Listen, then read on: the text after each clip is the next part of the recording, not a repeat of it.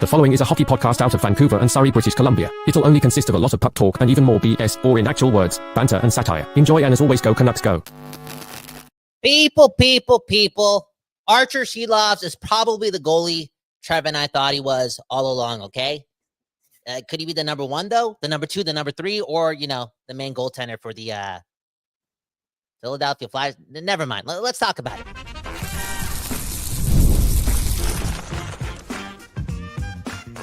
You're Locked On Canucks, your daily podcast on the Vancouver Canucks, part of the Locked On Podcast Network, your team every day.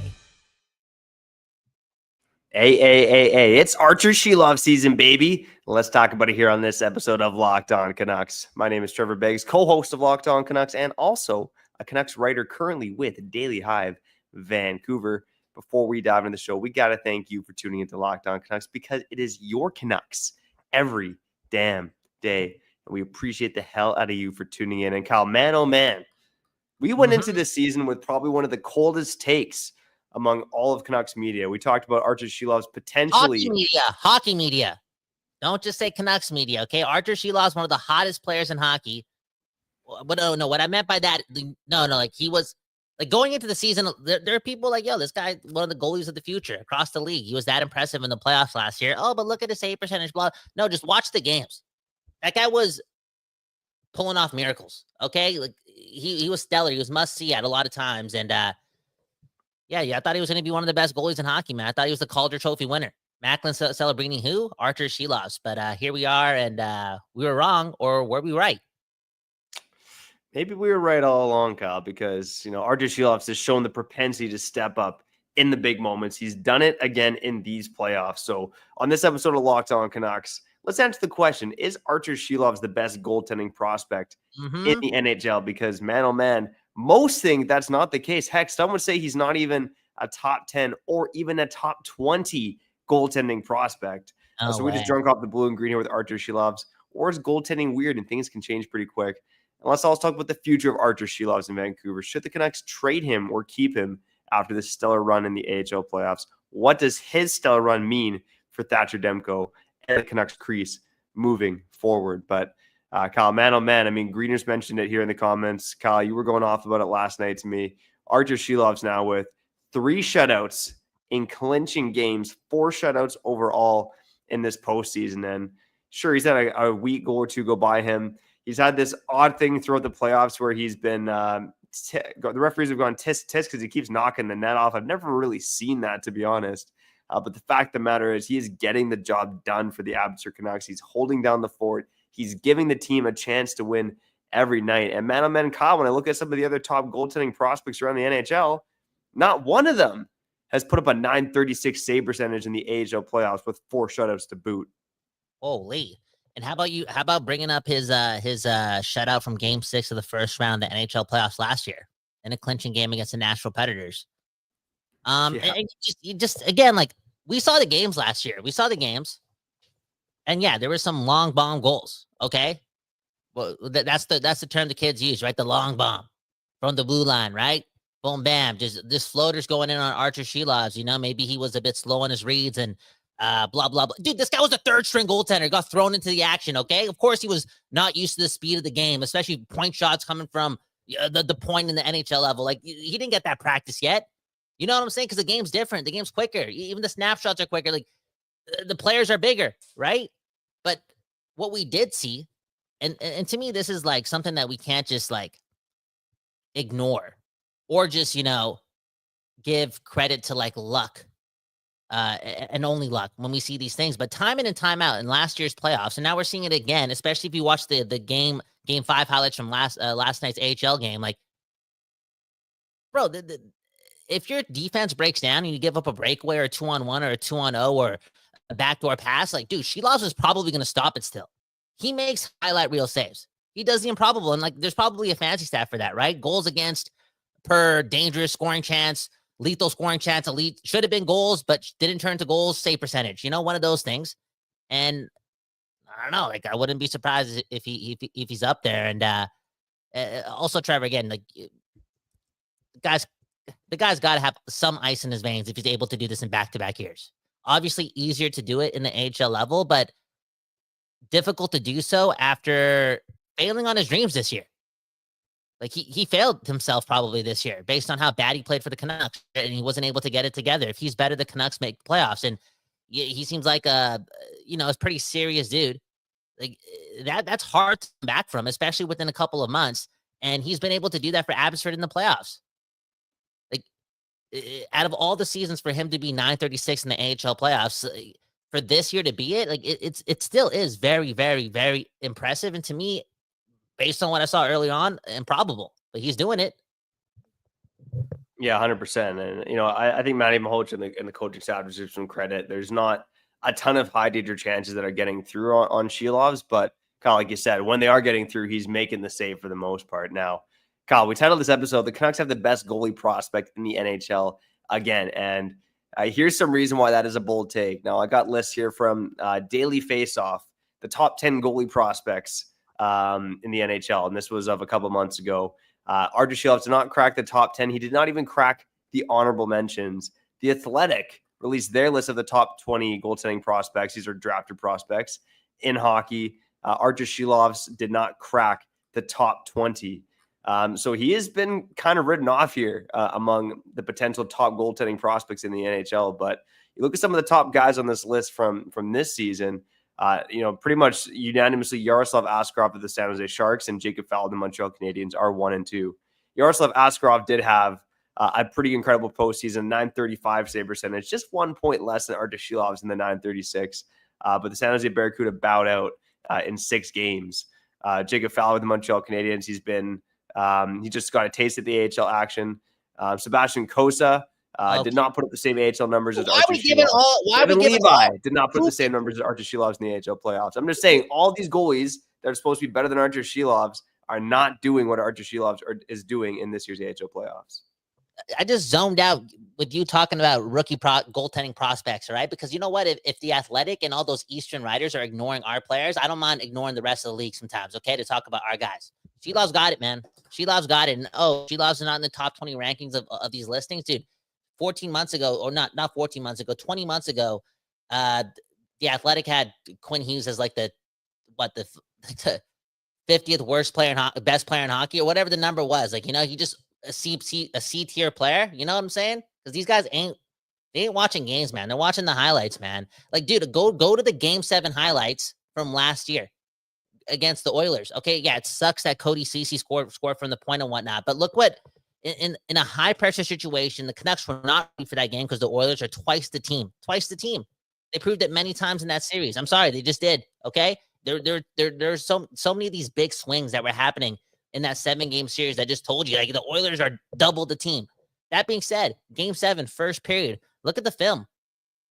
The only player that came up to play for the Canucks in that period and like play to an elite level, it wasn't Quinn Hughes. It was Arturs Silovs. Ice in his veins, bro. Ice in his veins. Like, I believe he's got it, and it leads to this, Trevor. I don't know what they're gonna do. I wish I had a solid opinion to be like, yo, they should trade Silovs and keep Demko, or vice versa, do the other blah, blah, blah. But all in all, like, if they do trade Demko, I'm not going to be that worried. Because I believe in Silovs. I do. I believe in Silovs. I said it before. He failed himself. His dreams didn't work out, and that must have been crumbling, right? But Rick Tocchet didn't do him any favors, too. So he's a young guy, obviously showing potential. He's done this in back-to-back, playoff scenario. This Trevor, we've watched sports, man. This guy's got it. Now, I don't know if he's Yaroslav Halak or if he's, Sergei Bobrovsky. I don't know. But this guy's going to be an NHL goalie. Yeah, I'm pretty confident of that too. And I think it's, a lot of people do want to write him off after the season he had in Vancouver, right? 10 games, 2 wins. They only came against the Chicago Blackhawks. Like, it didn't go well this season. And Kyle, I know you've made the point before. Every Dayers know it, that Rick Tocchet didn't do him any favors, didn't put him in the right situations. But this was a guy who showed enough in last year's playoffs that he started the season as the Canucks' #1 goalie. And of course, fell down the depth chart pretty quick. But Kyle, he's done throughout his career, showing up in the big moments, international stage, NHL playoffs, AHL playoffs. But I mean, you do want to see the consistency there, and that's probably the main thing that Arturs Silovs got to work on, right? Even just when I watched in the AHL playoffs, he seemed to have cleaned that up a bit in his game, tracking shots to the point, a little easier in the AHL than the NHL. But Kyle, I agree with you. He's got all the tools to be an NHL goaltender. And the main question is, will he be an NHL goaltender with the Vancouver Canucks? Sorry, you're actually lagging a bit for me. And if I don't know if it's just a streamer thing, and I apologize if it's lagging to the people. Probably not, because I'm always wrong on that. But I cut you off, and I apologize for that. But Silovs too, quote unquote, an NHL rookie going into the season, right? Like very young, and he got to experience some level of success, and it was happy-go-lucky times in that dressing room in April and May. What I'm more specifically talking about is the leaders in that room all got along. They did. Like, look at even what Miller said after the Game 7 loss. He said he wouldn't. I'm paraphrasing just a little bit, but he's saying, I wouldn't want to be anywhere else because of this city and because of Hughes and Pettersson. You know what I'm saying? He mentioned Pettersson. It was happy-go-lucky times. And here's Arturs Silovs. Demko's still a question mark. He's the number one goalie going into the season. He goes into training camp, and the two leaders on the team are fighting. They're not seeing eye to eye. This guy's a rookie goaltender. And, I have to be the number one. I have to carry the weight of, like, this city finally being cool again in hockey. I'm the guy. Demko's not here. Oh, we don't have Ian Clark as the goaltending coach. You know what I'm saying? Like, that wasn't easy for him. So looking back at it, I'm not surprised he failed. Again, he did fail. Like, it's on him. The team didn't help him out. It's on him. But man, oh man, like, for him to bounce back like this in May of this same season, I thought that was impossible. Because don't goalies get the yips? He found himself, bro. So I there's a gamer in him, and I forgot about the thing at the World Hockey Platinum Championships, right? Or whatever it's called. But dude, like, again, if we trade Demko, I'm not gonna. There's just a chance that Silovs can be a good goalie in the NHL. He has talent, bro. He has talent. Like, to me, he's not as talented as Thatcher Demko, but I see some high end talent in this guy. He's a gamer. Well, Kyle, I mean, you talk about the big stage and that World Championships. I mean, Latvia, they have a goddamn national holiday because of Arturs Silovs, right? After they won the World Hockey Championships, or won the World Hockey Championships, won bronze in the World Hockey Championships. Let's slow down a bit. Yeah. They had a national holiday, and it was mainly because of Arturs Silovs. I mean, how many people can say that their country has a national holiday because of them? So, the sky's the limit for him. And on the other side, let's get into it. Thatcher Demko, Arturs Silovs, the future of Vancouver Canucks goaltending. How is it all going to shake out based on how we feel today? Let's touch about that here on the other side on Locked On Canucks. Before we get back to the show, let's shout at our friends over at Wonderful Pistachios. Are you looking for the snack that's both delicious and nutritious? Oh, baby. Crack into a good source of protein with them wonderful pistachios. Wonderful Pistachios is one of the highest protein nuts. So Kyle Bhawan, every time before he hits the gym, he's popping those nuts right in his mouth and then pumping a pre-workout nut. Gotta have a pre-workout nut, man. Yeah, that's clinically proven. Yep. Each 1 ounce serving of Wonderful Pistachios has 6 grams of protein, giving you over 10% of your daily value. Plus, they're packed with fiber and better for you unsaturated fats to help keep you feeling fuller for longer. And personally, I don't like the tease, baby. I like the no shells variety. I like to pop those naked nuts in my mouth all day long. And if you love cracking open a shell for that satisfying crunch, the in-shell options are also a classic favorite. So make sure you get snacking and get cracking with the snack that packs a protein punch. Boom, bam. Visit wonderfulpistachios.com to learn more.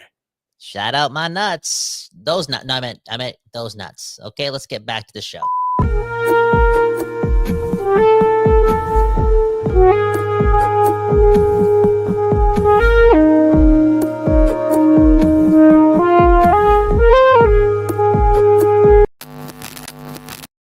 Okay, we back doing this, and that's talking about your Vancouver Canucks and being ultra positive and naming the Vezina Trophy after Arturs Silovs, man. That's crazy, man. We're back here, man. It feels good. It feels good. I'm not gonna lie. Being delusional, being happy-go-lucky, and just having hope, man. having hope. And Trevor, again, I think it's a little bit easier, just a little bit easier, right, to have hope in Silovs, knowing that he's done a lot in a 12-month span. Like we cannot underestimate that. Like there's like again, if you kick it back to even 18 months, it's like Latvia getting Vancouver to round 2 last year, and then this, like with the Abbotsford Canucks, like he's accomplished a lot here, man. Yeah, no, he really has. And what we're almost a year to the day from the Canucks being eliminated by the Oilers last year. And yeah, I mean, again, it feels like 10 years have gone by since then. But yeah, man, oh man, he showed a ton of promise in those playoffs, and we all thought that he was firmly the goalie of the future. And it's funny how 10 regular season games have changed the minds of some Canucks fans. But Kyle, I do want. What's that? Sorry, it was only 10 that he got this year, right? He played 10 regular season games. He was 2-6-2. Yeah, I know you're not playing with me. That's actually the truth. Like we were so high on him, and I was like, yeah, we've seen enough. Well, that's what happens, man. Don't blame us. Blame the friendship between Pettersson and Miller, man. Hey, toxic relationship. Trevor, like we all been there. Okay, it is what it is. Life is life, and I hope that you're not this person listening to this, or you could have an honest conversation with those people around you that are like this. But that couple that's you go to the dinner party, going for a picnic with the family, like group activities. Got like 10 different people there, 20 different people there. And there's always that couple just that drags everyone down because they don't go to couples therapy, man. And they don't slow dance. I slow dance with my girl yesterday. Why? Just because, a 4-year anniversary was this weekend. No, we extended that to Monday because I'm cordial and I love you. All I'm trying to say is we all been around those toxic relationships and it's annoying, man. And not only was it annoying for the rest of the team, like it brought out the worst in Canucks fans. And yeah, all it took was 10 games to like love Silovs and make a t-shirt about him. And 10 games, only 10 games, bro. Like that's crazy to me. 10 games and we're like, yeah, this guy's 5th string goaltender. Tolapilo's better. Yeah, there was some calling for Tolopilo, weren't there? But Kyle, I mean, I want to get into this here, right? So the Canucks next season, we've talked about it before. Every day is no, but let's revisit it now that Silovs is lighting the AHL playoffs on fire. Silovs is waiver eligible next season, so if the Canucks try to send him to the minors, another team could claim him. Now, my thought a couple weeks ago was that is a team actually going to put in a claim for him? Because if they claim him, they got to keep him on their NHL roster or they risk losing him again, right? Kind of like the Yuri Patera situation from earlier this season where Boston claimed him because of the Swayman thing. Swayman signed, they waived him, Vancouver claimed him back, right?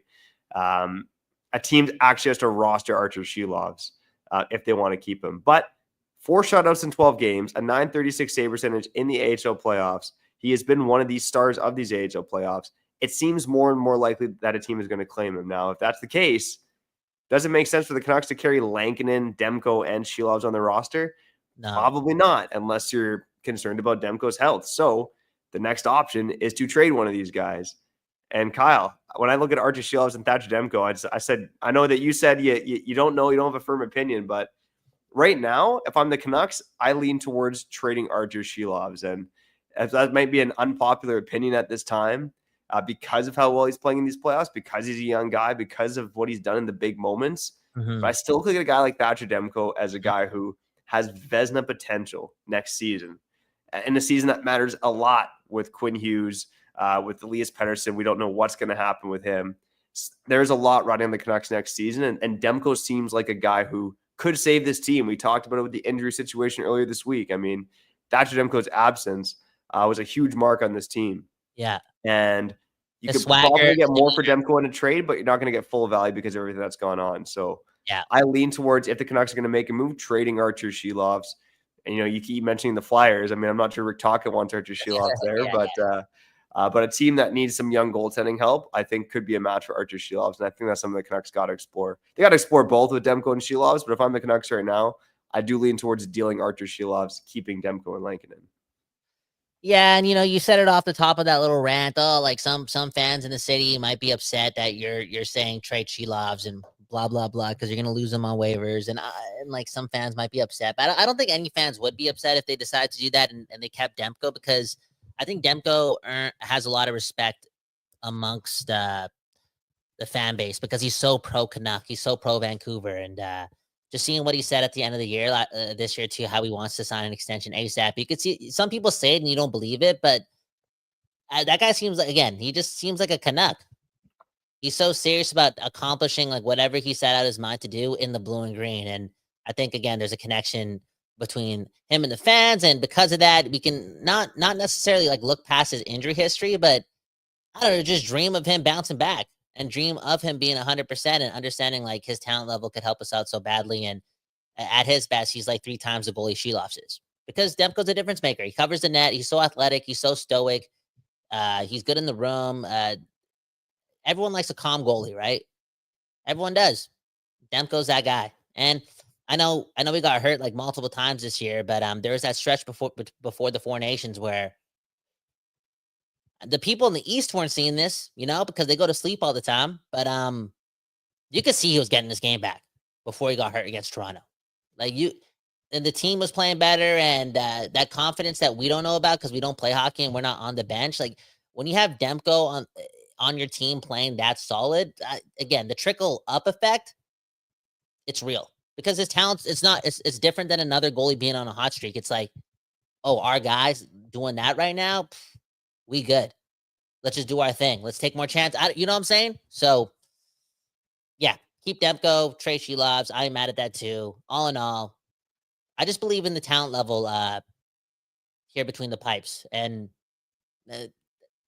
Trevor, everyone likes a strong base, gripping onto that base. You just, with the firm grip, I like gripping on the back end here the base of the back end here in Vancouver. Hey, man, you love gripping onto the D, man. Sometimes you grip too hard. That might be part of the issue, Kyle. It's a technique. It's a technique that I learned back in the day, and back in my generation, we didn't have lotion. I mean, we didn't have motion. No, we liked it rough.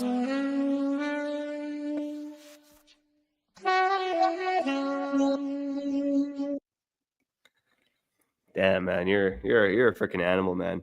Kyle, I do want to cut to break quickly here. I think we're probably I'm more team trade Silovs than trade Demko, but I could see the rationale for both. So maybe on the other side, let's talk more about what could the Canucks realistically get for Silovs.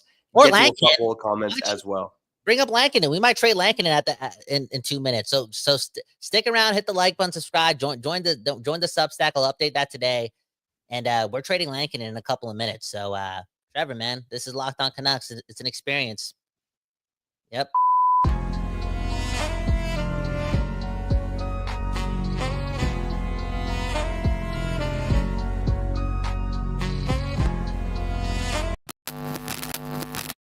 Okay, we back doing this, and that's talking about your Canucks here on Locked On Canucks. Again, if you're enjoying yourselves and you want to make Trevor's children proud, hit the like button.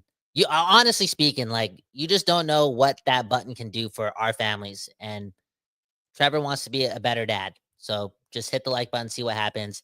And Trevor, we got to get into these comments. We're waiting way too long to talk about the biggest story in hockey. Okay, friend of the show. This comment from Dave Slade the Dragon. He's saying a friend of the show, the Abbey Canucks play-by-play guy, Brandon. Can you say the last name? Brandon Astle. Astle, okay. I don't want to be an asshole and say his name wrong, so I have to get you to do it, okay? He had a chair thrown at him by some asshole last night, and I heard the footage. I heard the play-by-play yesterday, and it was entertaining. I'm sorry. I grew up watching South Park because, again, somebody threw a chair at the Abbotsford Canucks play-by-play guy while the broadcast was going on. And shout out to Brandon, man, because correct me if I'm wrong, but I'm pretty sure he's like, try that again. Yeah. He's like, what are you doing? Get out of here. Try it again. Yeah, he was chirping back, man. I mean, shout out to Brandon. I texted Brandon today. We're going to try and get him on the show. He's a hot commodity right now. I think he's on Joe Rogan. He's on Joe Rogan later today. See, exactly, man. The guy's got 57 other podcasts to be on, but we'll see if we can get him on ours at some point here as the Abbotsford Canucks playoff push continues. Again, we haven't said it yet, but a 5-0 win over the Colorado Avalanche in Game 5. Of course, you talked about the Silovs shutout. Linus Karlsson, 2 goals. Phil DiGiuseppe, 2 goals. Even Cole McWard chipping in with a goal as well. Realistically, when I think about the Arturs Silovs trade, I don't know if you're getting much aside from another young forward. Like, tell me I'm wrong, Kyle. I like that. No, I like the way you're there you go, Trevor. You're the smart guy. You need to make an episode and just bring up like all these tweener prospects that have like high end potential, but they're in the wrong situation. Like, can we make that type of trade? Because I'm hearing a lot of, oh, at least Silovs increases his value now. Maybe we can get a 3rd round pick for him or a 2nd round pick. You never know, right? Because he's got some pedigree. Look at what he's done in clutch situations for 18 months. He's a goaltender. Like that all that stuff matters. Oh, and he's very athletic. And you can teach the technical sides of the game. Oh, he's young. Like, yeah, there's some pedigree to him. But I much rather get a prospect for him than a second or 3rd round pick, unless you're shipping that second ASAP in like a bigger package. So I don't know. Is there anyone that you see in front of you that could be in line for a trade like that, partner or whatnot, or you got to do some more research? Because now you got me thinking. Yeah, I mean, I'll tell you 2 teams that came to my mind pretty quick here. One is the Pittsburgh Penguins. I mean, they don't have, obviously there's familiarity with the management regime. Did I say Avalanche? Yeah, I didn't mean the Eagles. Thank you. They slayed the jargon in the comments there. The Pittsburgh Penguins don't have this burgeoning prospect pipeline in net, right? And their goaltending this year in the NHL was frankly a mess between Nedeljkovic and Jari and Joel Blomqvist played a few games. I could see Silovs being a fit there. Could you get a guy maybe like Ville Koivunen out of Pittsburgh, who was a point-a-game player in the AHL? He actually has 7 assists in 8 NHL games this season as well. I also think about a team like the Carolina Hurricanes, who are perennially in win-now mode. Frederik Andersen has played well for them. Peter Kochetkov has been up and down, in my opinion. They seem to like him there. I have not been that impressed by Kochetkov when I've watched him. Obviously, he's a bit of a chaotic goaltender. I wonder if Silovs is a fit there in Carolina. Utah. And yeah, Utah could be an option as well. I mean, they've gone, Ingram was great last year, not so great this year. Then Vejmelka was really great. But I think Utah could be an option too. So I know a team like Carolina, maybe looking at a prospect like Nikita Artanamanov, I think is his name, 2nd round pick from last year. Felix Unger-Storm's another one who kind of fits the mold. Utah, I'd have to think about it a bit further. But those are 3 teams that come to, like 2 teams that come to my mind. I'll give you one team there too, Kyle, in terms of where you might trade Silovs and teams that would have a young forward who they could give in return for Silovs. And bro, like again, the NHL landscape is changing. Like just maybe teams across the NHL like just need to view Silovs as like the perfect 1B. Goaltending is different, man. You want your goalie like playing 55 games. You don't want to Hallebuck him before the playoffs start, right? Like a perfect complementary type goaltender. Like I wonder if like a lot of teams like Boston or Ottawa, would they be interested in Silovs, knowing what their guy can do if they have a competent backup behind him who's got some potentials, like brings that competitive edge, like doesn't make your seat that comfortable. Comfort kills, man, for real. Anywho, Trevor, like I keep thinking about this too, and I don't want to sound like an idiot, but I think Kevin Lankinen's on the block too. I think Kevin Lankinen's on the block. If the right offer comes to mind, bro. I think this team doesn't have a lot of assets for real, like especially ones that they want to trade. I think they're high on Willander. They always trade 1st round picks too. Like, can they trade Lecker-Mackey if Besser's walking? Right? Can they? I don't think so. And they have a lot of holes that they got to fix. And who knows? Maybe Silovs wins the AHL Memorial Platinum Extravaganza Trophy this year. Like whatever it's called. Like maybe he wins it. He's the MVP of the AHL playoffs. And they're like, you know what? Let's just stick with the original plan, and that's Demko and Silovs. Like because maybe we can get a lot for Lankinen before his no trade kicks in. Right? I don't know. Honestly, I appreciate your creativity, bro, but I think you're kind of crazy on this one. Hey, talk about it. Like I look at Marcus Pettersson and Kevin Lankinen in the same mold. Like the Canucks paid a hefty price to acquire. Well, they didn't pay a hefty price for Lankinen, but they gave him a hefty contract. Marcus Pettersson, they paid a hefty price for. Both of these guys have no move clauses that are kicking at the beginning of the season. They just came to Vancouver. I have a hard time seeing them trade Lankinen or Marcus Pettersson. Now, when it comes to Pettersson, it's like, okay, defense is a position of strength. Maybe that makes more sense. With Kevin Lankinen, I think he's the stabilizing force there. And yeah, I would be very surprised they traded Kevin Lankinen. I think among the Canucks goaltenders, the one that's least likely to be traded is Kevin Lankinen. and then Thatcher Demko, and then Arturs Silovs, I would say, is the most likely to be dealt in that order. And I think Lankinen provides that stability in the crease, right? Like, he's a solid 1B. You don't want to play him 50 to 55 games, but he could probably give you 30 to 40 good games, and you feel good about having him in net. With Silovs and Demko, they're both rolls of the dice. It just depends which goalie do you want to roll the dice with. And, the comments here, we get, I'm going to say, in Perfetti we trust. Why did Langs extend if he's just on the block? And I think he said also, why are you choosing, or are you actually choosing Demko over Silovs? And look, Thatcher Demko was the second best goalie in the NHL in 23-24.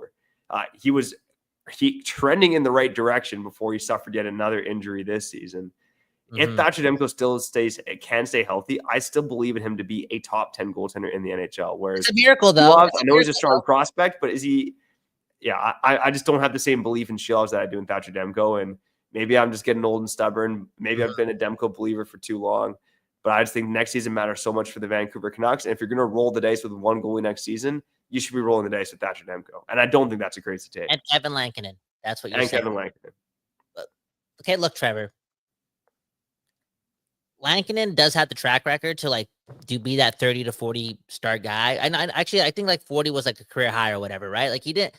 He reached a lot of career highs this year, but I think based on what he did in Chicago and what he did in Nashville and what he did with the Canucks, it's safe to say that you can get 30 good games out of Kevin Lankinen, and they're paying him a lot of money. But if you can kill it as a 1B, let's say you get 35 starts and you're really good in 33 of those starts, giving your team a chance to win. Let's say you do win most of those games and you're 20, 22, 9 and 3 or whatever the math is. You provide value. And I actually think Kevin Lankinen can do that. And he's a book reader too. So the sky's the limit.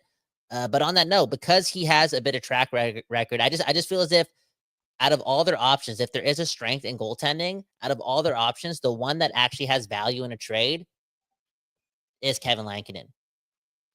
Demko, Trevor, we don't know about his health, and that is saying one thing, but to me, it's at this point for Demko to come back to form and be healthy, that's a miracle. I'm down. I believe in the guy because he seems like a cool guy and he seems like a Canuck, and I want to believe that he can make a miracle happen. But at this point, based on what we've seen the first half of his career, for him to stay healthy and get back to where he wants to be with the first of his kind of injury too, it's this guy needs a miracle, and I hope he can get it. He deserves it. Anyways, comment. I love this comment, man. Trevor, just take it away, okay? All right. Shout out to In Perfetti. In Perfetti we trust. I don't think I can say what it actually says, but waiting on Demko and PD to improve is killing this team. And very different situations, obviously, but it's hard to argue with that statement. Yeah, it is, man. So is this a scenario where it's staying patient for both to come back to form is a huge risk? Isn't that bigger than trading one of these guys at less, when their value is at a low? Because if they don't come back to form this season, their value is actually at 0. Demko leaves as a UFA. I guess that's 0 value. Where Pedersen you're stuck with for 7 years. So there's more hinging, I would say, on the Elias Pettersson bounce back than the Thatcher Demko bounce back. But yeah. I mean, that being said, I will say this, right? Pedersen is such a complete unknown, but I choose to be glass half full and that he's going to put in the work. I truly, knock on wood, don't think he could be worse than he was last season. And Thatcher Demko, the pendulum swings in terms of injuries, and we talked about it, right? The doctors discovered why the Canucks sucked last season, and injuries, they were a big reason for it. Mm-hmm. Can the pendulum swing back the other direction for the Vancouver Canucks? I believe it can. I don't think Demko is going to miss another 60 games next season because I say the odds are that he plays the majority of the season, right? He's had. Where are you getting these odds from, man? Are you his doctor? Are you texting? I'm just playing the odds, man. I'm just playing the odds. Not the smartest guy in the world, but just looking at the odds, and I know he had a one-of-a-kind injury that we believe is healed, right? The Canucks have said it's healed. The other injuries he suffered were different from the Poplatias injury. So I choose to believe that Demko is going to be healthy next season, and he's had the whole offseason off to train, get ready. Look, for those, I saw some comments too about how we went on such a great run with Silovs. Look, I think the Canucks probably would have beat the Edmonton Oilers last year with Thatcher Demko and net. Another comment said, I think it was shout out to Richard in the comments saying that we would have made the playoffs if Demko was healthy. If Demko was Vezina form, you're goddamn right we would have made the playoffs, right? Or if he was even close to that last season. So I think we got to hold on to Thatcher Demko. I think Arturs Silovs is the most likely trade candidate. Kevin Lankinen, to me, Kyle, I'm not going to lie, I'm intrigued by the idea. I don't think there's a snowball's chance in hell the Canucks actually do it, because I think they view it as too much risk to go walk into next season with Demko and Silovs in net. And frankly, I don't really blame them for that. Never forget, guys, Silovs was the goaltender that eliminated Kevin Lankinen's team in the NHL playoffs when Kevin Lankinen was a backup for the team that, again, Silovs beat. Like, where the hell are we? What a time to be alive, man. And Trevor, I'll end it on this. I think it is also fair to be scared of trading Silovs because for a team that doesn't have playoff success, right? Like, historically speaking, this team is so atrocious in the playoffs. Has only been past the second round times. It's ironic how they're like, yeah, okay, yeah, let's just trade the guy who's pretty good in the playoffs or clutch situations between the pipes. Like, he's done this in 3 different occasions in the last 18 months: the World Hockey Championships, the NHL playoffs, and now the AHL playoffs. And it's like, yeah, let's trade this guy. Okay, all right, what a time, man. Anyways, hit the like button, subscribe. Gonna be updating the Substack today, so hit the link in the bio, read our conversations, read our WhatsApp chat, and join the Discord, man. Thanks a lot for listening. And Trevor, say sayonara, man. Sayonara, bitches. Just kidding. We love each and every one of you. Thanks for tuning in to Locked On Canucks. Subscribe and like on YouTube, on the podcast side. Go follow us. Leave a 5-star review. Shout out to the Everydayers. Shout out to Hangia. Shout out to NGK. Shout out to Greener. And shout out to some of the newer listeners like Imperfetti. We trust, man. Killing it in the comments today. We'll be back here tomorrow because it's Locked On Canucks. Your Canucks every day.